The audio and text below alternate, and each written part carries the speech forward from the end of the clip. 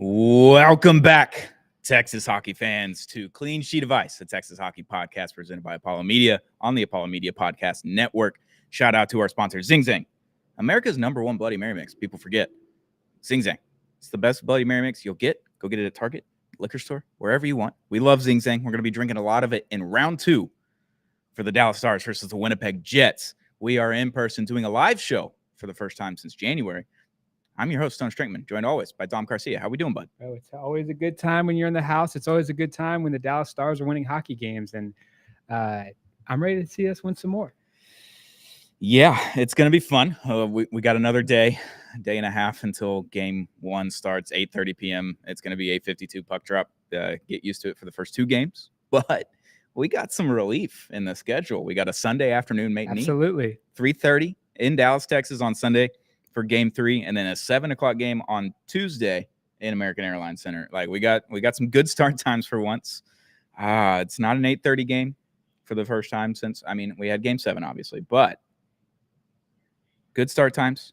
You're not at home for the first time in to start off a series since 2023 Western Conference Finals. So that's a little bit of a mix up here. Absolutely. And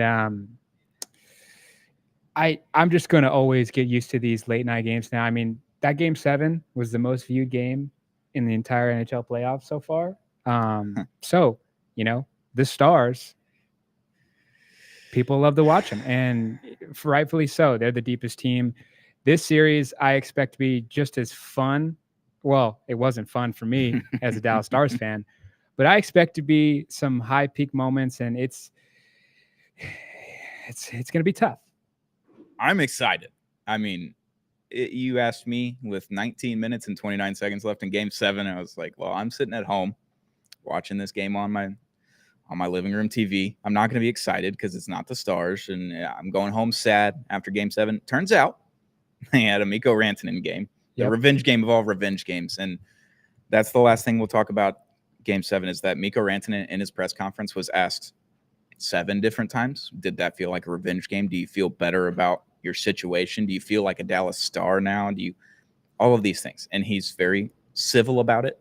But there was a very brief pause before every answer where he had to think about what he was going to say because he didn't want to dog the Colorado Avalanche because those are his brothers. Like he said, brothers for life over there on the other side, his friends, like all of that. But when they're on the ice, they're enemies.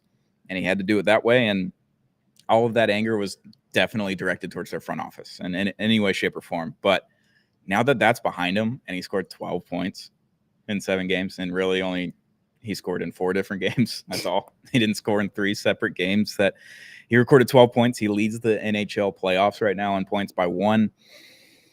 If you got a hot Mikko Rantanen and you get Miro Heiskanen and Jason Robertson back for a series, things look a lot different than they did in round 1. Absolutely. And, going into this battle of the Giants between Dallas and Winnipeg, they never saw, correct me if I'm wrong, I think only one time maybe they saw Mikko Rantanen in Dallas Stars sweater. Winnipeg or Colorado? Winnipeg. Yeah, it was April 10th. We definitely saw him there. And then did we play him again before the Mikko trade or right after the Mikko trade? I think it was after the Mikko trade. So I think I've seen him twice. Yeah. Once in every place. But I don't think he had Roope Hintz in that first Winnipeg game. That was right after the Edmonton game, right? Yep. The Canada round. So, yeah, you didn't have Roope in that game. You had no Miro Heiskanen, obviously. And you're on a tough stretch on the West Coast road trip, and Mikko had just shown up. Like, he was only there for a couple of days. So, you had that factor. And then you had April, the 7-game skid that everyone remembers at the end of the regular season. Yep. So, you had that as another factor, April 10th. One of the last home games, I think the second to last home game for the Dallas Stars. So you've seen Mikko, but you haven't seen Mikko. Oh, well, that's the difference. Connor Hellebuyck has seen playoff Mikko in full form over the last year. So he knows what that's like. And if we can just continue, his chemistry with random fourth liners was off the charts. His chemistry with that first line and Roope is off the charts. Things are looking strong for the Dallas Stars. It's looking good. So regular season, we played the Jets 4 times. They're in the Central Division. This is for the Central Division crown. In the playoffs, obviously, the Jets won the President's Trophy and the division in the regular season. But in the regular season, Stars lost 3-1 against the Jets. Not great. They got outscored 13-5. So all 3 wins were just blowout wins. And the Stars, I think, won 4-1 in December. Mason Marchman had that beautiful backhand goal while he was getting draped over. And that was an awesome moment. But it's the only time he beat him. And like we said before the playoffs, regular season doesn't matter anymore. This is a brand new series. It's a brand new team. There's a lot of chemistry built up on that top line. And then if you're adding Miro Heiskanen back into the mix, then your defense looks incredible. And they're like, I don't even know who to take out at this point on your defensive side. But regular season doesn't matter. And remember, the Avs won the regular season against the Stars 2-1 and outscored the Stars 13-11. So a lot closer matchups, but still won the regular season matchup. And the Stars ended up winning in 7 games. Yeah. And, this battle that we're going to go on, Winnipeg's a very physical team. Mm-hmm. And they went through a heavyweight fight just like we did to get to the second round. The thing that I like about this Stars team matching up against Winnipeg, though, is our third and fourth liners are greasy. They're also fast, and they're going to try and slow us down with that physicality. But if Mikko Rantanen is skating that fast, and if CC's playing on the back end the way he was playing, like, I think it's a favorable 1-to-1 comparison between the teams. Yeah, I mean, Cody Ceci did play 23 and a half minutes or so on the penalty kill in round 1, and Lyubushkin only played about 11.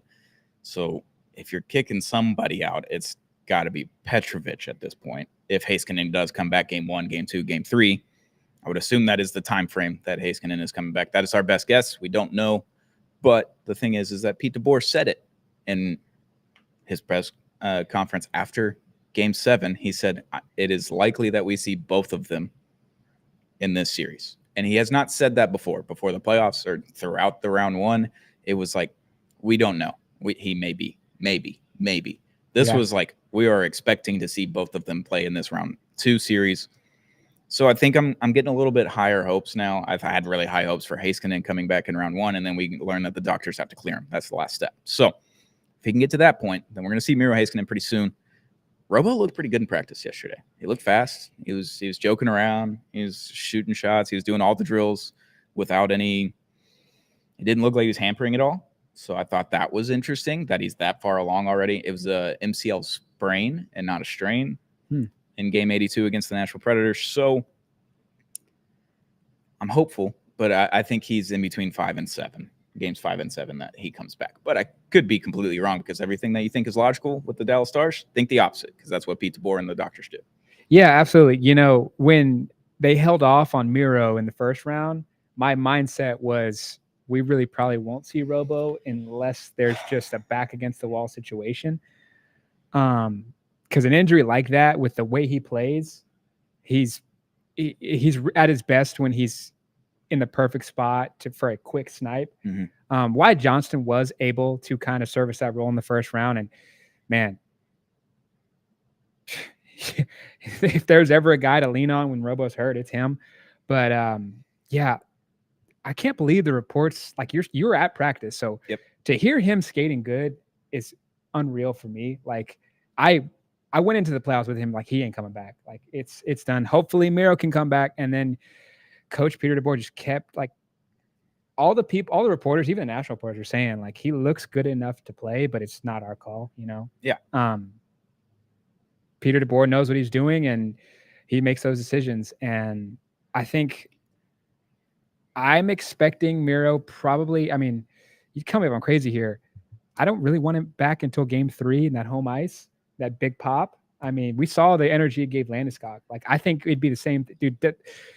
Everybody was saying it. That game 7, Dallas, that building was erupting. And if Miro comes back, that's going to be nuts.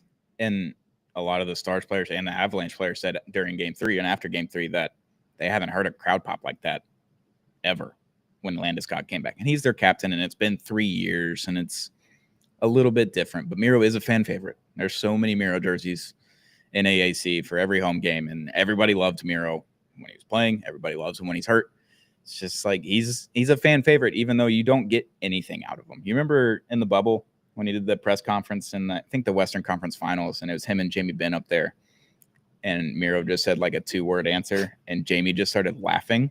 Like, you've never seen Jamie smile in a press conference in any way, shape, or form. You've never seen him say more than 10 words for a sentence at one time. And Miro just did the perfect Jamie Benn impression, and Jamie lost it. Like, everybody loves Miro, and he's a top 5 defenseman in the game, top 3 defenseman. I think I saw some metrics over the last week. In the regular season, Thomas Harley was the 5th best defenseman on that net rating scale, and he wasn't even considered for the Norris. And for how much time he plays normally on the ice, that's for how much he played before the Miro injury and how much he had to play after the Miro injury, and carrying that power play 1 and power play 2. Really, he played both of them for the most part. He's playing so many power play minutes. He's killing a little bit of penalties, not a ton of penalties, because they were like, we can't have you on the ice for 40 minutes a game, so you're gonna have to take some time off. But I thought that's interesting. He didn't get too much Norris nods for that onslaught that he had after 4 Nations. But I digress. Yeah, no, that's going to change. I mean, this season as a totality was his coming out party, and that Avalanche is going to snowball even bigger. That kid's a stud, man. He's unreal. But back to round 2. The Stars are 0-8 in their last 8 game ones in the playoffs, dating back to round 1 of the 2022 playoffs under Rick Bowness, who was the coach then. They played Calgary. That's the infamous Jake Ottinger game where he stopped 64 out of 67 shots. They ended up losing in game 7, but they lost game 1 that year. And then the rest of the time has been DeBoer. So you go back to 23. Who are we playing round 1 in 23? Wild. Lose game 1 at home. Round 2, you lose game 1 at home against the Kraken.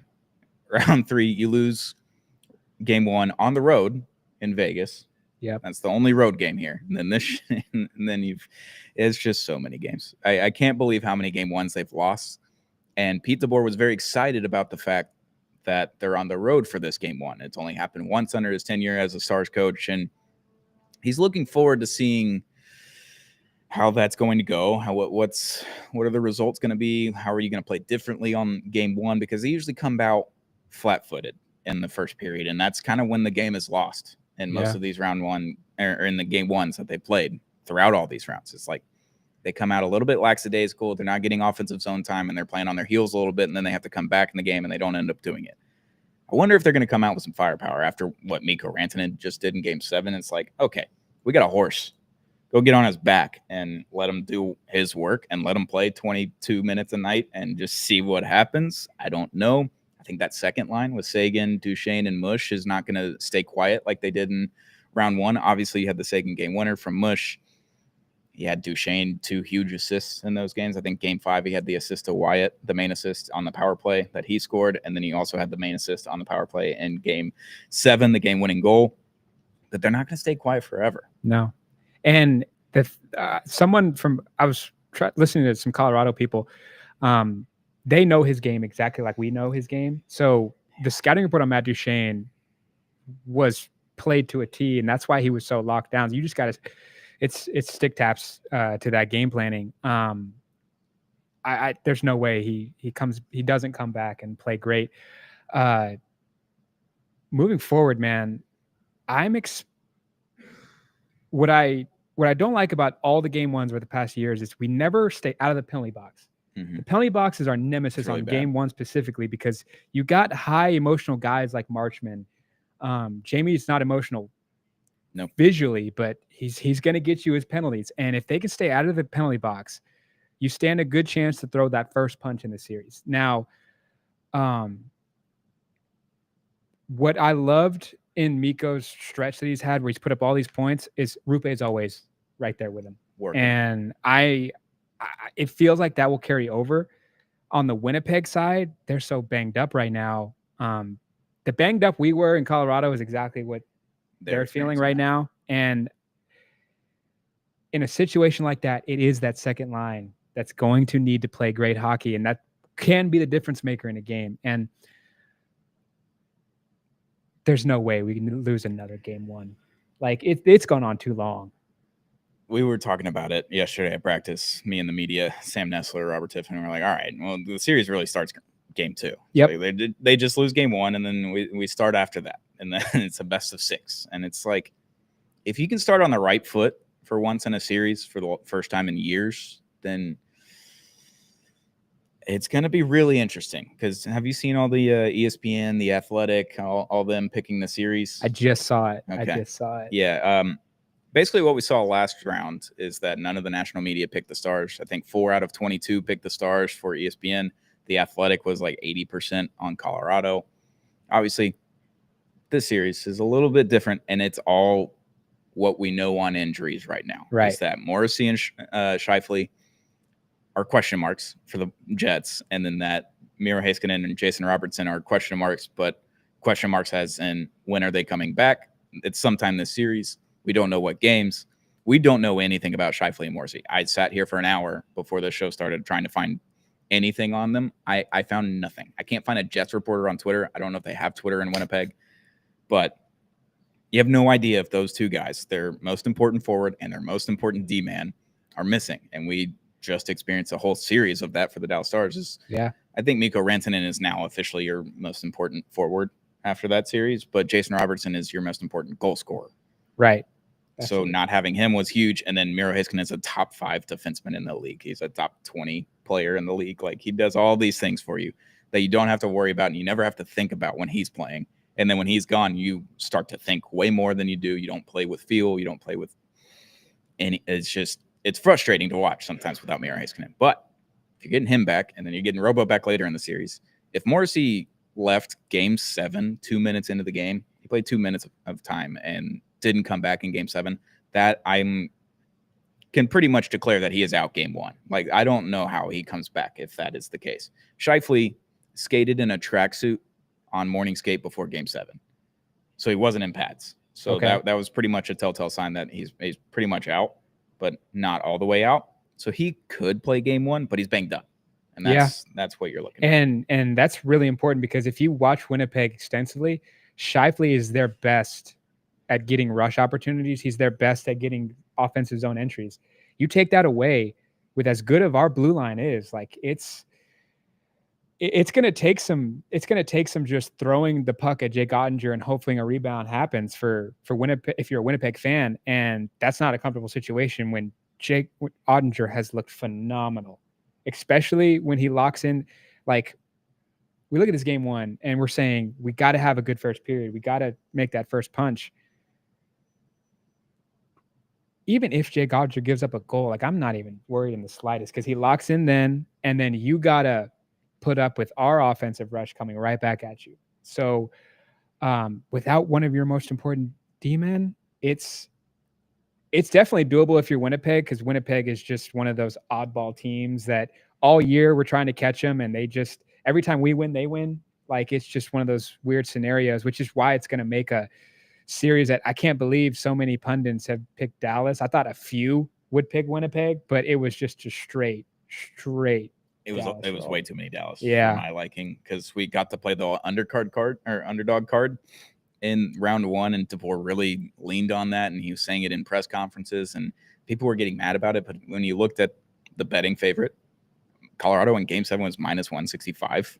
I think they were minus 140 before the series started. Yeah. All the national media is picking Colorado for the most part. There's very few picking the Stars. You were the underdog, and people getting mad about that is just dumb, because I know the Stars are deep. I know that they have all these things. They had 2 major injuries, and you didn't know what Mikko Rantanen was capable of in a Dallas Stars uniform just yet.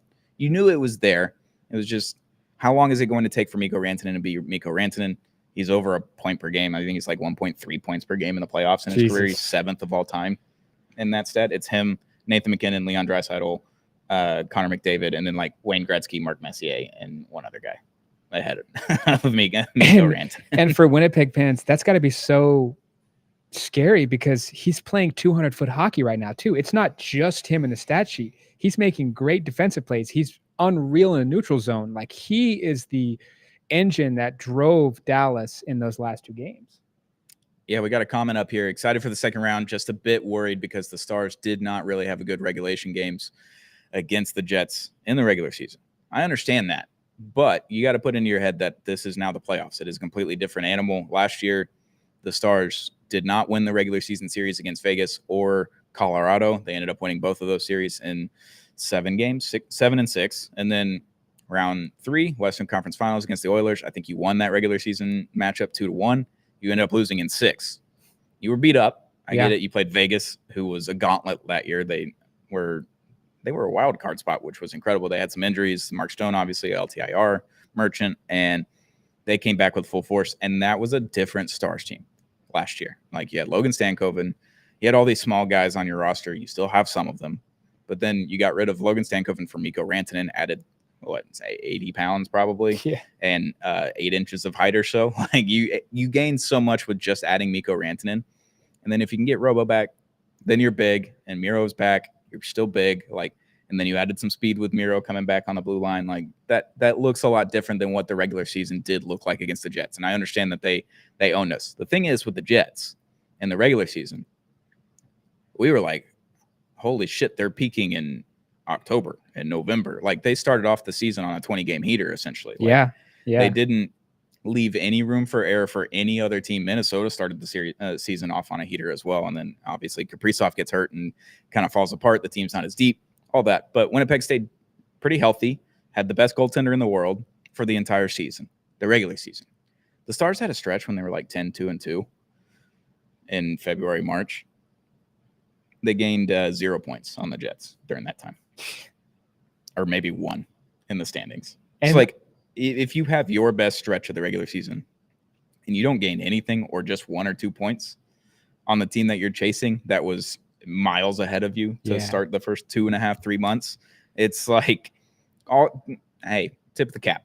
Winnipeg had an awesome regular season, but it's different now. You went 7 games against the 8 seed, which has happened many times in the playoffs, and there's no easy outs in the playoffs. But the Blues don't have a guy at all. Like, they just don't have a dude. Yeah, no, it's here in Houston. It's the U of H Cougar show. It's a really sound game plan, and it's just everyone passing the torch. With Dallas, it's more of an NBA type of give the ball to Mikko Rantanen and let him go off. It's some nights it's going to be Rupe Hintz. Some nights it's going to be Wyatt. Actually, I feel like every night it's Wyatt Johnston night. That dude is so good. Every night. Some nights, Dodonov is going to come out of nowhere. Like, everyone knows about this depth that the Dallas Stars have, and it really shows when you kind of go player for player against Winnipeg. Not saying that they don't have depth as well, but like, dude, Tyler Seguin is not on our first line because our first line is so filthy. Like, did you see the article? It was some national reporter. I don't know his name nor who he works for, but it was a big company that covers hockey, I believe, in Canada. And he said, I had to look up who was on their power play too, because they don't have enough depth. And I was like, Tyler Seguin, Jamie Benn, Art Ross Trophy winner, by the way. Like, just like all these dudes on power play too. And you had to look up who they were, and you just don't do your job properly. So people underestimated the Stars, and now I think they're overestimating in a sense because of injuries. Winnipeg is not going to be an easy out. No. By any means. They have still the best goaltender in the world, and he looked like it later in the third until they pulled him, and then obviously in overtime. He didn't face a lot of shots. Everyone's saying he looked incredible. He did. I think he only faced 6 shots from the end of the third period into double overtime with 5 minutes left. 6 shots is not in over 25 or 35 minutes of gameplay. It's like, he didn't have too many high danger chances. He saved the ones that he needed to save, and all credit to him. He played his heart out in that overtime periods, but he didn't have to face a lot of shots. And the thing with the Stars is, if they have that offensive zone time, they can put 6 shots on you in 2 shifts.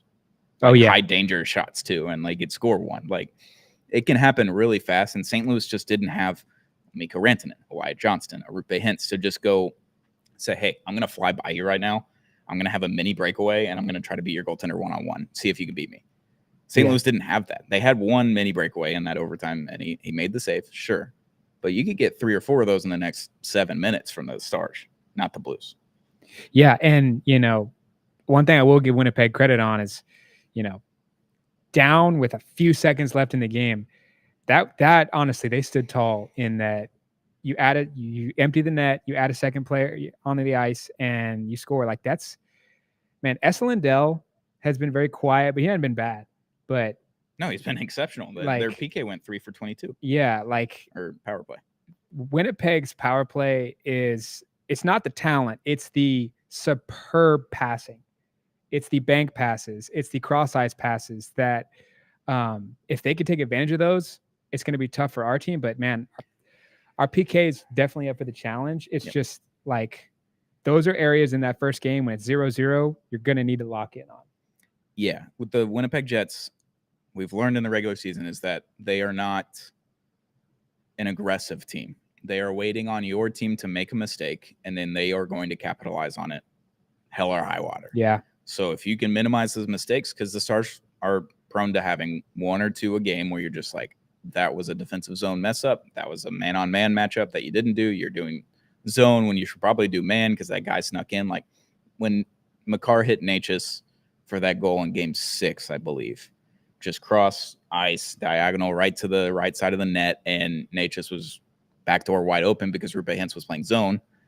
When he was puck watching, that guy Natchez gets wide open. It's a tap in for Natchez, and it was the easy goal, and they made the most out of that mistake. Obviously, the Nichushkin goal where Duchesne is asking for an interference call earlier in the series, which that should have been called, but I digress. Doesn't matter anymore. Then he's arguing, and then he's not following Nichushkin to the net. Nichushkin just deke, goal. So if you can minimize the mistakes, because Winnipeg capitalizes on them. They got Kyle Connor, they got Scheifele, they got Perfetti. He's been nuts this year. Like, you got a lot of dudes that can capitalize on your mistakes. If you minimize those to the nth degree, like if you only have 1 or 2 a game, you got a really good chance at winning, especially if Mikko Rantanen is going to have 12 points in the playoff series. Like, his career high in the playoffs for the whole playoffs is 25. He's halfway in one series. Jesus If they make a cup run, I can only imagine how many points he's going to have. Like, please, Jamie, I'm talking to Jamie Benn. I'm talking to Mason Marchment. No 4-minute majors. I know we got away with them in the last round. No 4-minute majors. Because these guys, they're going to make you pay. Yeah, it's going to be tough. But now, our first actual segment, Zing or Zang, presented by Zing Zang, America's #1 Bloody Mary mix. Go get it wherever you get it. Zang responsibly. Zing or Zang. So Zing is yes, Zang is no. Player from each team. Who would you rather have on your squad?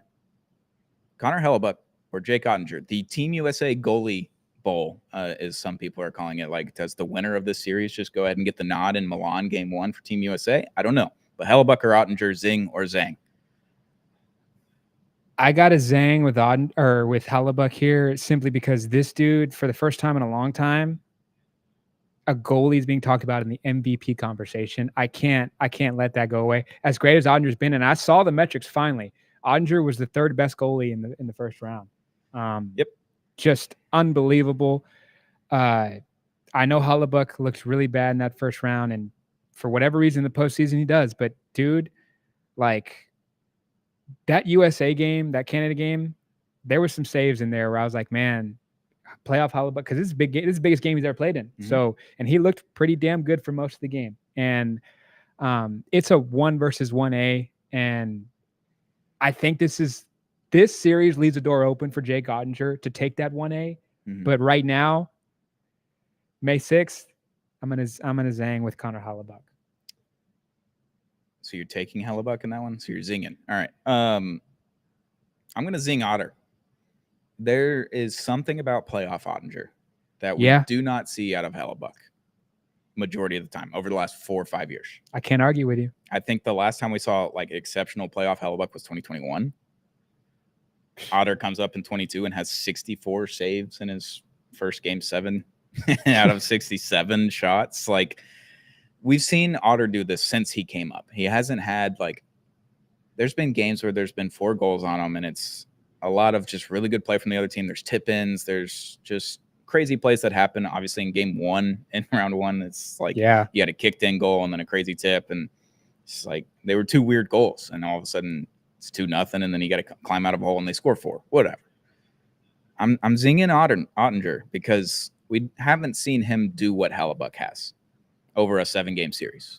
Otter has been either exceptional or great in the playoffs, and there's not really an in-between there. He's either one, and he's never good, and he's never bad. He's either great or exceptional. So if Hellebuyck has 3 games like he had against the Blues, it's not just 5 goals in 2 periods. It's like 6 or 7 if he does that against the Dallas Stars, not the St. Louis Blues. And that's what I'm looking at is like Hellebuyck has the ability to just have the yips essentially and just no show, where Ottinger hasn't shown that yet. And he very much could this series. I can't deny that that's a possibility, but I'm zinging Otter on this one. Yeah, it's a Canadian phenomenon with Hellebuyck in the playoffs. Like, Ottinger has had a bad game, but Hellebuyck has had a bad series before.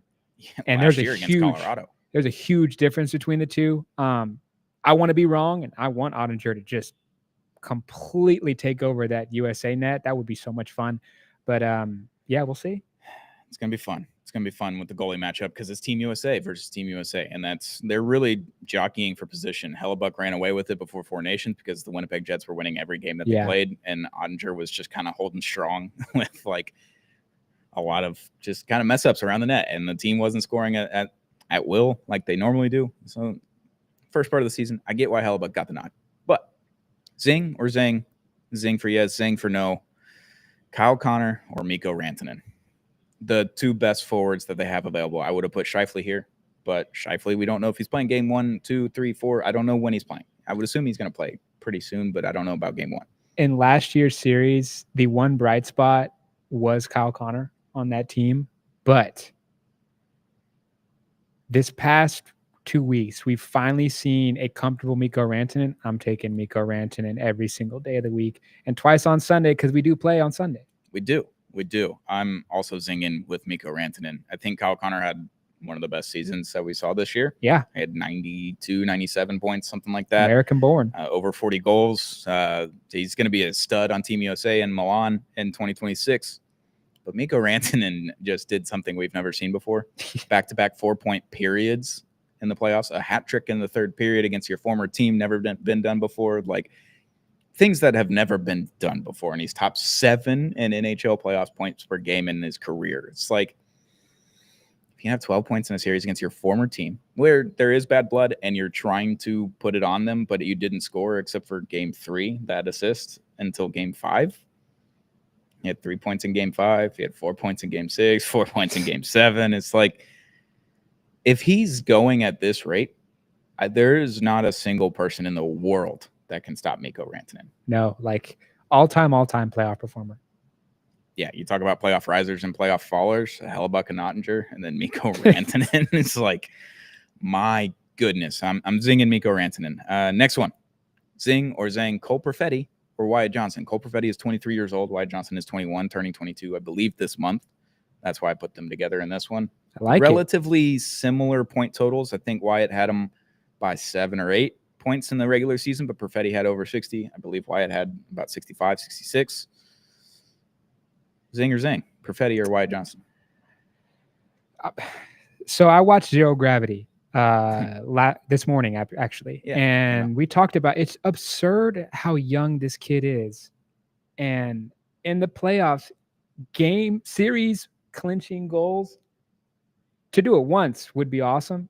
But 3 times, like 2 times, and then he scored in every game 7 he's played in. Like, the way we talk about Mikko Rantanen right now and how great he's had of a career he's had, Wyatt Johnston's even premature on those kind of numbers. So I'm saying Wyatt Johnston, man, like that goal he scored, the angle was insane. I've seen him score a hat trick in person. Like, the kid, I think, was at the golf course the other day. Like, just,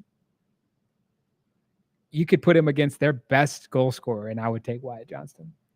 I'm also going to take Wyatt just because the Jets did not advance past round 1 last year with Perfetti. And it's like, Perfetti came on this season. He's been really good, and he's on a great team, and that helped Wyatt Johnston out in his first 2 seasons. Like, he's on a Western Conference Finals team. His first 2 years, he's living with Joe Pavelski, surrounded by Jamie Benn, Matt Duchene, all these guys that he can learn from.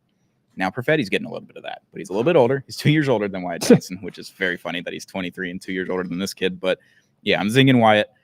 I mean, just the game-winning goals in Game 7, 2 of them, only player in NHL history to have 2 before the age of 22 in Game 7, game-winning goals. He's scored in every Game 7 he's played in. Jesus Christ, it's man. terrifying. Like, he did it against the Kraken in 23, his rookie year. He's 19 years old, and then he just did it again against Colorado on a power play with less than 4 minutes left. And then he scored the opening goal against Vegas in Game 7 last year. It's like, when the times get tough, Wyatt Johnston shows up. He's like a real life version of the Mighty Ducks, Nick Banks. Yeah. He's just unreal, and he's just so nonchalant. Everyone in that locker room is pretty nonchalant, I will say, outside of Mush and Sagan. Like, everyone's just like, yeah, we're here to play hockey. That's it. He's like that freshman on the varsity that's the best hitter on the team, and you're just like, dude, what do you do? The guy like doesn't even have a driver's license, and he's going 2 for 3 every game. Well, you didn't even have to pay rent for 2 years. The Pavelskis, he's living in someone else's house, another man that he never met until training camp. It's like, it's crazy. But last one, Zing or Zang, Neil Pionk for the Jets or Thomas Harley. I think those two are equivalent, relatively close point totals. Obviously, Pionk had some awesome plays in Game 7 for the Jets. Thomas Harley has been QB1 on the power play for months now, and he's carried a load that Miro Heiskanen was carrying for him before. So he's excelled quite a bit. Okay. But Neil Pionk or Thomas Harley, Zing or Zang?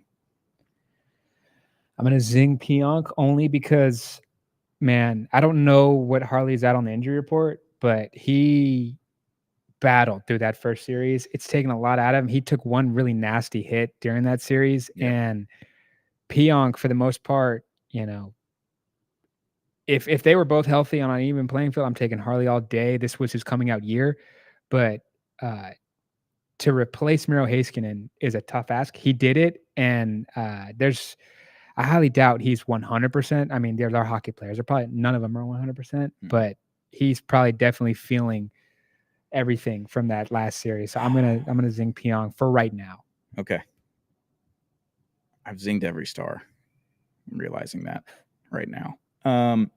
Pionk was just so good for the Jets in round 1, where seemingly nothing was going right for them outside of games 1 and 2. It's like, it's terrifying game 5. It was terrifying game 6. Like, Pionk was really good throughout the entire series. When Hellebuck was crashing and burning, like, he got pulled 3 times, I think, in round 1. Vezina winner after 40 minutes. Yeah, it's tough. That's tough to see. But Pionk being the quarterback on that defense, being the blue line, just wall for him.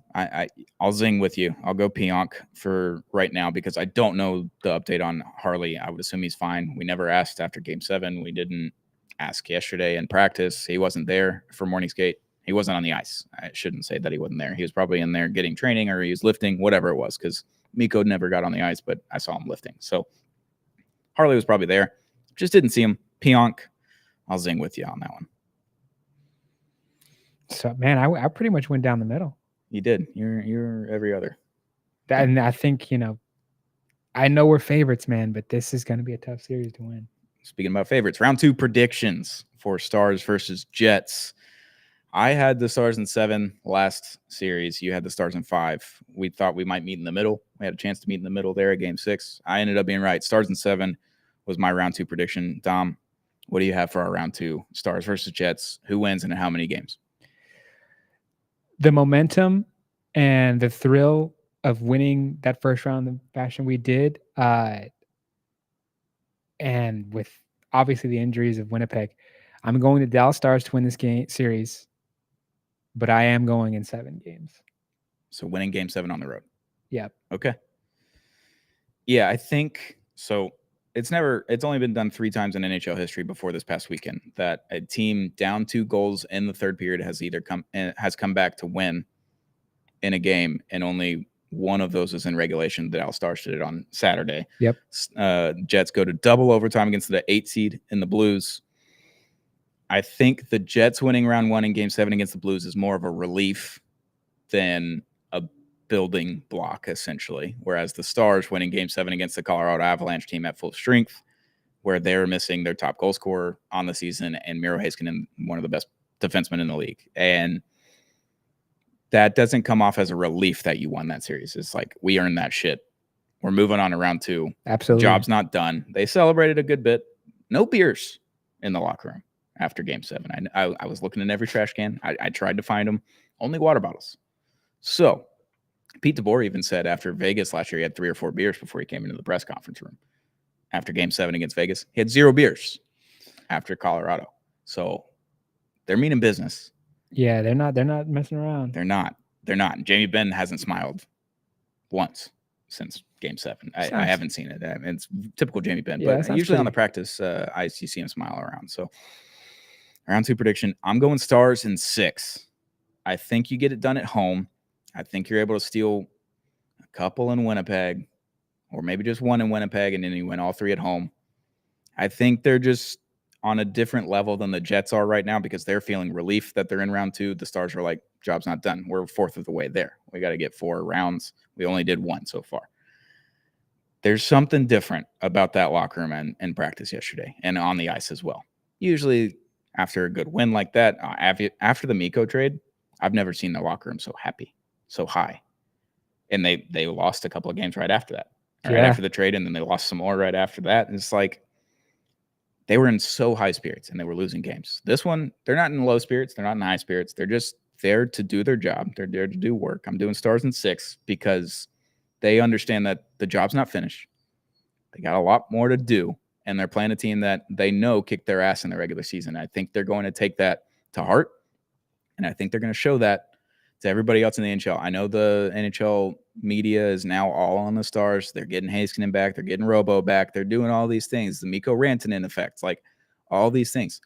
I don't think it's just going to be a Mikko series. I think this is going to be the depth series where you see every line score in a lot of these games. So it's just going to be the Sagan line. You're going to see the Mikko line. You're going to see the Wyatt line. Just all do work throughout all of these games. It's not going to be a one-man show like it was in Game 7.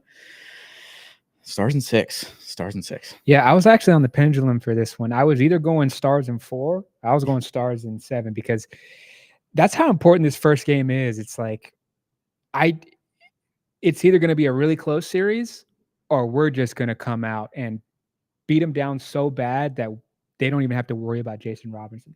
Like that's what I was feeling with how in unison, like to get those overtime wins, to have Mikael Granlund is playing unbelievable, and he would be on what, the first and second line of Winnipeg's. He'd probably be on the first line with them as a winger. Like he just has a lot of versatility and does a lot of great things. Buried on our depth, like he's on our first line right now. I don't think he changed that either when Robo comes back. Yeah, and if you jump out early, like there's a lot of decisions that are kind of easy for Peter DeBoer to make.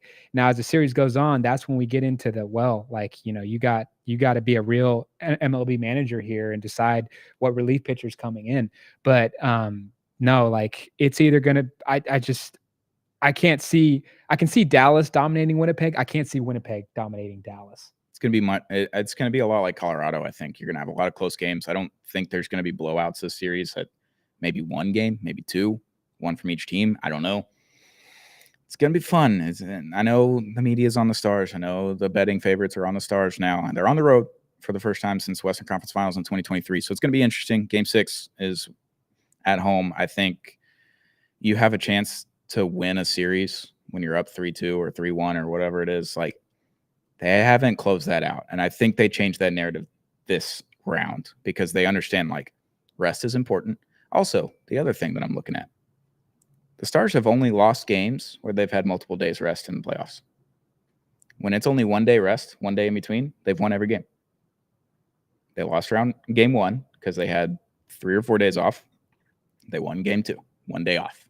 They won game 3, 1 day off. They had 2 days off in between games 3 and 4. They lost. 1 day off game 5, they win. 2 days off game 6, they lose. 1 day off game 7, they win.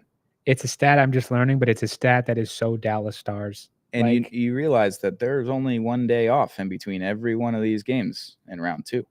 Yeah. It's every other day for the entirety of the round with travel. You can get in a flow right there. It's not like you have the 2 days extra. Like round 1 or game 1 is the only one where they have extra days rest. Yep. That's something I was paying attention to when the schedule came out. I was like, only 1 day off in between every single game in round 2 of the Stanley Cup playoffs when there's less games to be played on national television. Boy, does that make sense.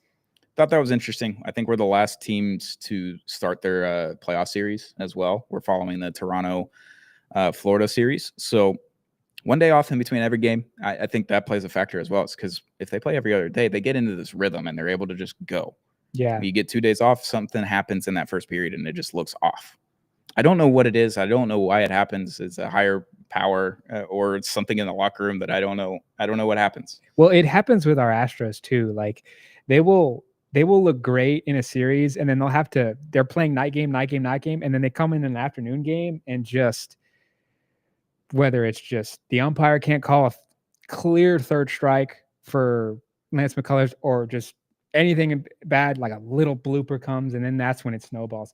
The Dallas Stars have that weird kind of, you get them off the rhythm, it's just downhill from there. But day on, day off, that's right up the Dallas Stars. Start on your toes every game. It's gonna be fun. It's gonna be fun. All right, before we go, let's predict every round 2 matchup. Okay. Who wins rapid fire? So we saw Leafs Panthers game 1 last night. Leafs win. They survived 4-3. They knocked out Stolarz in a concussion protocol. Not great, but we've seen game 1. What do you feel like Leafs Cats? That was a game that traditionally Toronto fumbles, and they didn't. They almost did. So close. But Toronto, if you got Nylander playing like that, and you got, Matthew Nyes, when you need him to score, he does. Like, I got to go with, everyone's probably picking Florida just because they've been here. They've done that. Toronto's never been here, right? No. Like, they always, it's the Dallas Cowboys of the NHL, like first round exit, complain, fire management, things like that. I am actually taking Toronto in this one. How many games? Probably 6. Okay. I'm going Panthers in 7. I think they're going to beat them up too much. They're bullies. They are. And the Leafs are just inherently not bullies. They have Max Domi and Max Pacioretty that are throwing hits, and everybody else is like, yep, we're here. Give me the stick. Give me the puck. Just do it that way. So I'm going Panthers. Too much experience in the room. They didn't have Ekblad in game 1 off of suspension, so I think that plays a factor. I think Bob just kind of got fucked up in the first period, and that's what it was. So I'm going Cats in 7. Other Eastern Conference matchup, Canes, Caps. Who you got in how many games?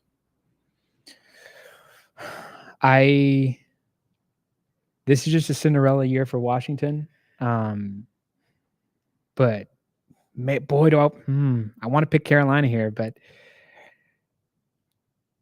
I did not expect Jacob Chikrin to play so well in Washington. And you add on like just everything that's gone on this season, and that locker room has been able to just stand packed and let the moment happen, let the record happen, and still play great hockey.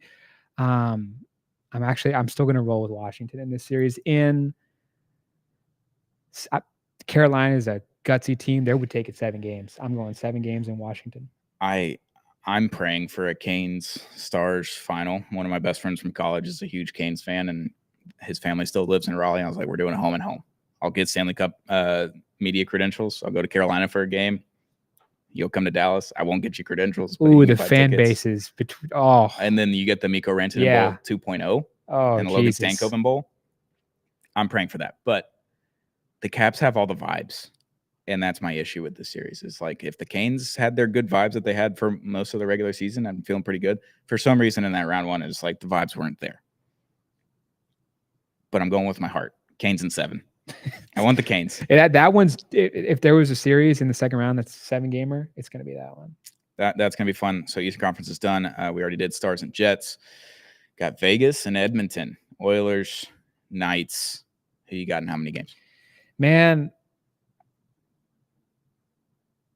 I think the Chicklets guys are influencing me here. Like, there's no way a player as good as McDavid doesn't, with the way last year ended and how fired up he was when I watched that series Amazon did, which was great, right? By the way. There's no way a player that good just continues to go through this lull. He's not James Harden. Like, he's different, dude. Extremely fast. Oh boy, but Vegas, man, I don't feel confident about this Vegas team as I did last year's. Really, I'm the opposite. And we all know it's the Jack Eichel show, but when you put the Stars 1-for-1, it's no brainer to take McDavid. I'm taking Edmonton, but I don't know how many games. Like, it could be 7, but it could be 4 or 5. I think Vegas in 6. They have the better goaltender. That they do. They have the deeper and harder hitting team.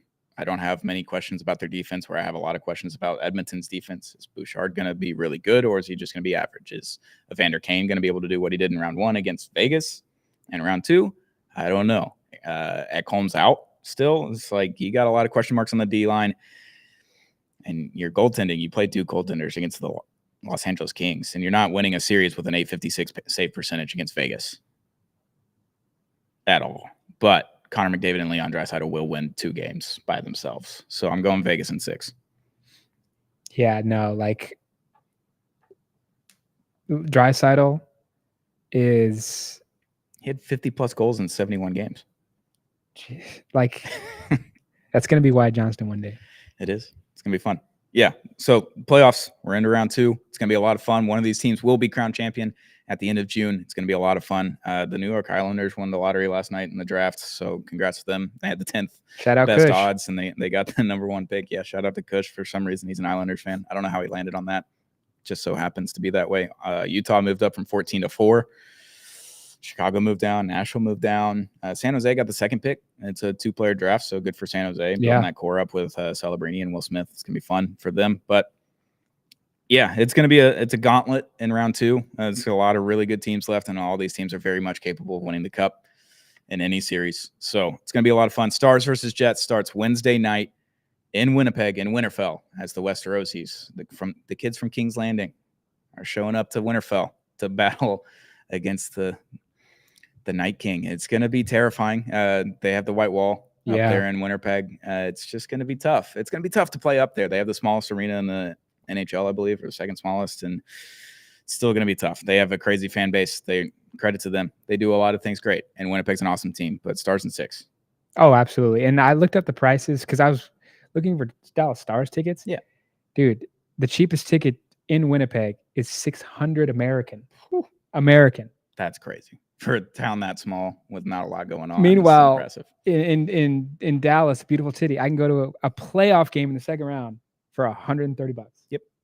It's incredible. And you compare that to like NBA prices, NHL or NFL prices in the playoffs. You can't get any better. So shout out to the Dallas Stars for making sure that the tickets stay low for fans to be accessible and all that kind of stuff. But I'll be in the buildings, game 3, 4, and 6, if possible, if it's needed.